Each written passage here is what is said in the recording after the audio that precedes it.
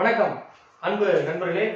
So இந்த காணொலியில் நம்ம காஞ்சிபுரம் தொகுதியில் யாரெல்லாம் வெற்றி பெறுவதற்கான, அதாவது யார் வெற்றி பெறுவதற்கான வாய்ப்புகள் உண்டு அப்படின்றத பற்றி நம்ம இந்த வீடியோவில் பார்க்க போகிறோம். ஸோ இது வந்து ஒரு எப்படின்னா, இது வந்து ஒரு ஆராய்ச்சி. ஸோ நீங்கள் வந்து எல்லாரும் ஓட்டு போட்டீங்க, வீடியோ பார்க்குற எல்லாருமே அதே போல் நானும் ஓட்டு போட்டேன். ஸோ இந்த வீடியோ வந்து ஒரு கட்சிக்கு ஆதரவாக மக்கள்கிட்ட ஒரு விதைக்கிறதுக்கான வேலை கிடையாது அப்படின்றத தெளிவுபடுத்துகிறேன். ஏன்னா கடந்த முறை ஏற்பட்ட கசப்பான அனுபவங்களால இந்த பேர் எனக்கு வந்துச்சு. ஸோ அப்படி கிடையாதுன்றதை நான் சொல்லிடுறேன்.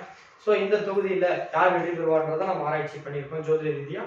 ஸோ இது நடக்குமா நடக்காதுன்றதை இன்னும் ஒரு 72 மணி நேரம் கழிச்சு தான் தெரியும். இது ஜஸ்ட் ஒரு ஆராய்ச்சி.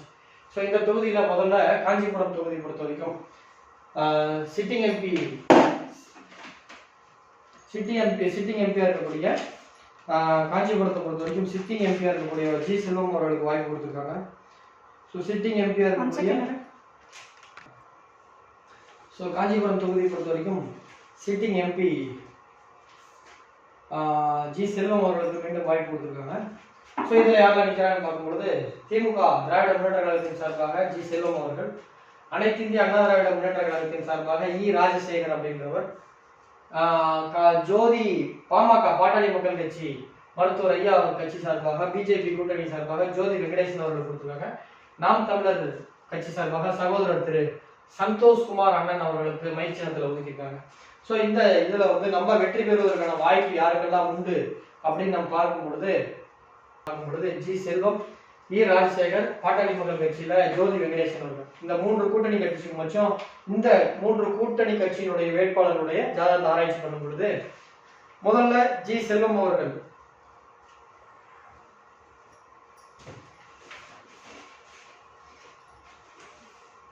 முதல்ல வந்து பாத்தீங்க அப்படின்னா பேக் பழசு. ஸோ இவருடைய ஜாதகம் கிடைக்கல.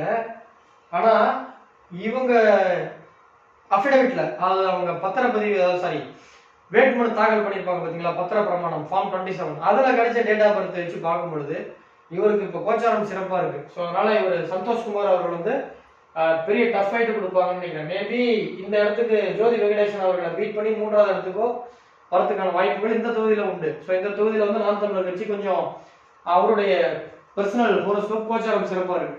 ஸோ நெக்ஸ்ட் இந்த ஜி செல்வம் அவருடைய டேட் ஆஃப் பர்த் விக்கிபீடியா கிடைக்கும் பொழுது 18/6/1974, 18/6/1974 காலை 10:40 பிறந்திருக்காரு நஷ்ட ஜாதகப்படி காஞ்சிபுரம் தொகுதியில். ஸோ இவர் வந்து கார்த்திகை நட்சத்திரம், ரிஷப ராசி பிறந்திருக்கார். லக்னம் வந்து சிம்ம லக்னம். ஸோ இவருக்கு நடக்கிற தசாபுத்தி வந்துருங்க. இவருக்கு நடக்கக்கூடிய தசாபுத்தி 2011 2027 வரைக்கும் குரு தசை நடக்குது. இப்போ தேர்தல் நேரத்தில் நடக்கக்கூடிய புத்திநாதன் வந்து செவ்வாய் புத்தி. செவ்வாய் வந்து 9 பிப்ரவரி 2024 இருந்து ஜனவரி 2025 வரைக்கும் இருக்கு. திரும்ப ராசி எடுத்துக்கு வந்துருங்க. ஸோ இந்த அமைப்பு படி நம்ம பார்க்கும் பொழுது இவருக்கு கோச்சாரமும் சிறப்பா இருக்கு. ஸோ இவருடைய ஜாதகப்படி கொஞ்சம் இவருக்கு சுக்கரன் மேல இப்போ குரு வந்து பாத்தீங்கன்னா சுக்கரன் மேல இருந்து இப்ப சந்திரன் வந்துட்டாங்க. இந்த எலெக்ஷன் டேட் அறிவிக்கும் போது சுக்கரன் இருக்கு. சுக்கரன் தான் அதிர்ஷ்டம். அதனால இவருக்கு மீண்டும் 2வது முறை வாய்ப்பு கிடைச்சிருக்கு. நிறைய தொகுதியில சிட்டிங் எம்பி கொடுக்கல, இவருக்கு கொடுத்துருக்காங்க. ஸோ சந்திரனுக்கு இங்க வந்திருக்கு. ஸோ இங்க குருவுக்கு கேது, குரு வந்து எப்பயுமே ராகு கேதுக்கள் 3, 10, 11 இருக்கும்போது பலம் மிகுந்தது. இவருடைய ஜாதகத்துல கேது 10ஆம் இடத்துல இருக்கு. அது மேல இப்ப குரு பகவான் வந்திருக்காரு. ஸோ அங்க சந்திரன் இருக்கு. இப்ப கோச்சாரத்துல குரு மேல சனி இருக்கு. இவருடைய ஜாதகத்துல சனி பகவான் லக்கணத்துக்கு 7 கூடையவர் 6 கூடையவர், அவர் லக்கணத்துக்கு லாபஸ்தானத்துல இருக்காரு. அங்க சனி பகவானுக்கு வீடு கொடுத்த புதன் வந்து பாத்தீங்கன்னா சொந்த வீட்டுல இருக்கு. ஸோ இவருக்கு நடக்கக்கூடிய தசை வந்து பாத்தீங்கன்னா குரு தசை. குரு பகவான் லக்கணத்தை பார்க்கிறார், லக்கணத்துக்கு 7ஆம் இடத்துல இருக்கார். அவருக்கு வீடு கொடுத்த சனி பகவான் லக்கணத்துக்கு லாபஸ்தானத்துல இருக்கனால குரு பலமடைகிறார். தசை எலெக்ஷன் டைம்ல வந்து பாத்தீங்கன்னா செவ்வாய் புத்தி நடக்குது. செவ்வாய் லக்கணத்துக்கு 12ஆம் இடத்துல இருக்கு. 12ஆம் இடம் அப்படின்றது பொதுவா நீங்க மேலோட்டமா பாத்தீங்கன்னா செவ்வாய் நீச்சமா இருக்கு, செவ்வாய் கடகத்துல நீச்சமா இருக்கு அப்படின்ற மாதிரி தான் நீங்க நினைப்பீங்க. ஆனா நல்லா உள்ளார்ந்து நீங்க கவனிச்சீங்கன்னா லக்கணத்துக்கு 12ஆம் இடத்துல செவ்வாய் வந்து இருக்கு. கொஞ்சம் மேல வாங்க, உங்களுக்கு புரியுற மாதிரி சொல்லுங்க. மேல வாங்க, இங்க பாருங்க. இல்ல இன்னும் மேல. செவ்வாய் வந்து பூச நட்சத்திரத்துல இருக்கு. செவ்வாய் வந்து மேலோட்டமா செவ்வாய் பார்த்தா நீச்சமா இருக்கு. செவ்வாய் பூச நட்சத்திரத்துல இருக்கு. பூசத்துல 2ஆம் பாதம். சோ செவ்வாய் வந்து சனியோட நட்சத்திரத்துல 2ஆம் இடம் சூரியன் வரும். சோ அப்ப செவ்வாய் சூரியன். இப்ப செவ்வாய் நம்ம எப்படி எடுத்துக்கணும்னா, செவ்வாய் சந்திரன் பூச நட்சத்திரத்துல இருக்கிறனால சனி.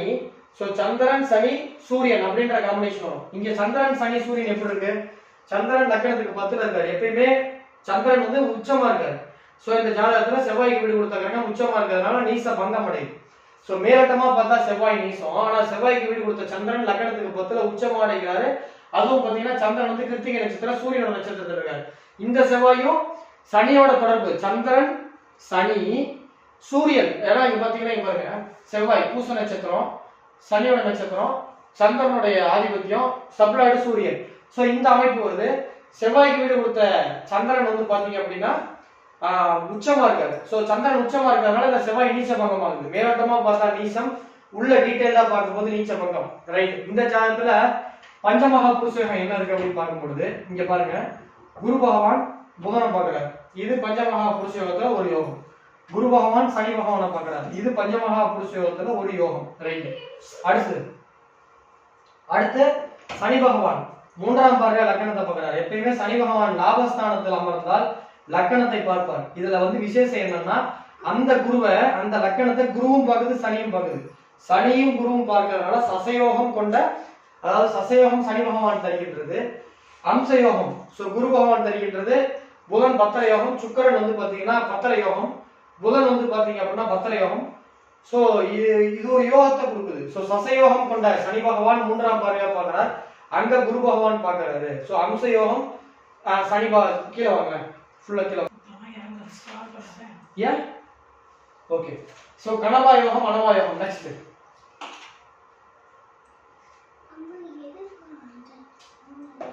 டேய் குறுக்கா பேசாதடா டேய். நல்லா கவனித்து பாத்தீங்கன்னா இந்த ஜாதகத்தில் சந்திரன் குருவின் கேந்திரத்தில் இருக்கிறனால கஜகேசரி யோகம். மறுபடி மேல வாங்க. சோ இப்படி ஒரு ஜாதகத்தில் நீங்க நிறைய நினைப்பீங்க, ஏன்னா அரசியல்வாதிகள் தொடர்ந்து ஜெயிக்கிறான், சில பேர் பணக்காரனா இருக்கான்ட்டு. அது வந்து பாத்தீங்க அப்படின்னா அவங்களுடைய இந்த இடத்துல நம்ம மோஸ்ட்லி சல்லுன்னு போயிடலாம். சல்லுன்னு போறதுக்கு மோஸ்ட்ல போய்க்கலாம், முக்கியமான இடத்துக்கு மட்டும் இதுல போய்க்கலாம்.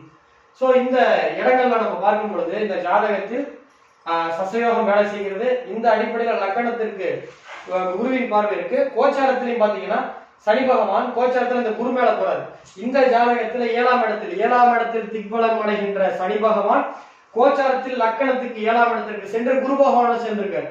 சோ இது வந்து பாத்தீங்க அப்படின்னா பிருகுநந்தி நாடி முறையில குரு மேல சனி போகும்போது வெற்றி வாய்ப்பு, அங்கீகாரம், ஒரு பதவின்ற மாதிரி ஒரு அமைப்பு இருக்கு. சோ இந்த அடிப்படையில வைத்து பார்க்கும் பொழுது சோ அடுத்து ராஜசேகர் சார், அவர் வந்து பாத்தீங்கன்னா 2016ல 12வது வார்டு பெரும்பாக்கம்ன்ற இடத்துல 12வது வார்டுல ஒன்றிய கவுன்சிலர் ஜெயிச்சிருக்காரு.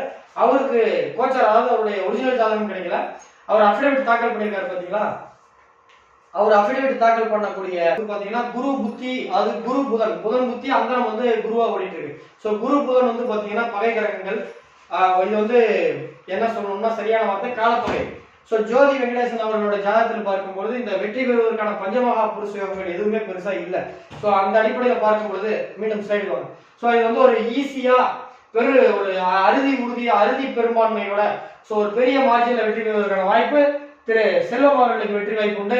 சோ இந்த தொகுதியில பொறுத்த வரைக்கும் காஞ்சிபுரம் தொகுதியில செல்வம் அவர்கள் நாடாளுமன்ற உறுப்பினராக மீண்டும் 2வது முறை வெற்றி பெறுவதற்கான வாய்ப்புகள் தான் உண்டு. சோ அப்படி வெற்றி பெறும் பட்சத்தில் ஸ்ரீ பாலாஜி ஜோதிட ஆராய்ச்சி மையத்தின் சார்பாக அவர்களுக்கு வாழ்த்துக்களையும் பாராட்டையும் தெரிவிப்பதில் பெருமகிழ்ச்சி அடைகிறோம்.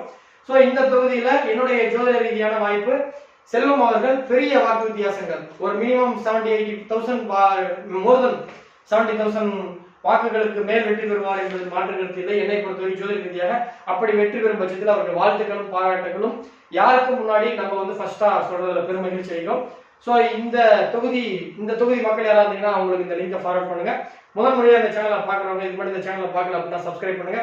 இந்த எலெக்ஷன் முடிஞ்சதுக்கு அப்புறம் 2020 ஜூலை, இந்த வேர்ல்டு கப் முடிஞ்சதுக்கு அப்புறம் ஜூலை மாசம் விஜய் அவர்கள் எலெக்ஷனுக்கு என்ட்ரி கொடுத்திருக்காரு. அது வெற்றி பெறுவதற்கான வாய்ப்பு இருக்கா இல்லையா என்பதை பற்றின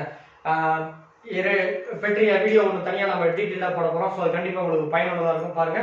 அதே மாதிரி நீங்க அரசியல் ஏதாவது ஒரு கட்சியில திமுக, அதிமுக, பிஜேபி, நாம் தமிழர் கட்சி ஏதாவது ஒரு கட்சியில இருக்கீங்களா, உங்களுடைய ஜாதகம் அரசியல்ல வெற்றி பெறுவதற்கான ஒரு கவுன்சிலராவோ, எம்எல்ஏவோ, ஒரு மந்திரியாவோ, ஒரு எம்பியாவோ வாங்குறதுக்கான வாய்ப்புகள் உண்டா அப்படின்றது தெரிஞ்சுக்கணும் ஆர்வமா இருந்தா இந்த சேனலை சப்ஸ்கிரைப் பண்ணுங்க. வேர்ல்டு கப் முடிஞ்சோடனே ஒரு 15 வீடியோ எளிமையா புரியுற மாதிரி ஒரு ஜாதக கட்டம் போட்டு அது உதாரண ஜாதகத்தோட போட்டு இந்த மாதிரி கிரக அமைப்புகள் இருந்தா எலெக்ஷன்ல ஜெயிப்பாங்கன்னு சொல்லிட்டு ஏற்கனவே தொடர்ந்து ஜெயிச்சவங்களோட ஜாதகம் நிறைய இருக்கு.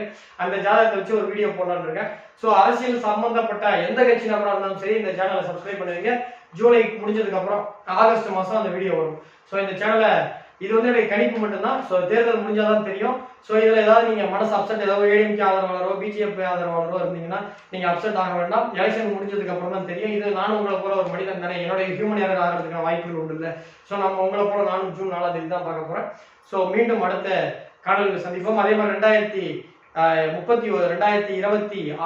மீண்டும் ஸ்டாலின் அவர்கள் வெற்றி பெறுவாரா இல்லை எடப்பாடி முதலமைச்சர் ஆவார்ன்ற வீடியோவும் ஸோ இந்த தீபாவளிக்கு அப்புறம் நான் வீடியோ போடுவேன். ஸோ அதெல்லாம் தெரிஞ்சுக்க ஆர்வம் பார்த்தீங்கன்னா இந்த சேனலை சப்ஸ்கிரைப் பண்ணுங்க. நன்றி, வணக்கம்.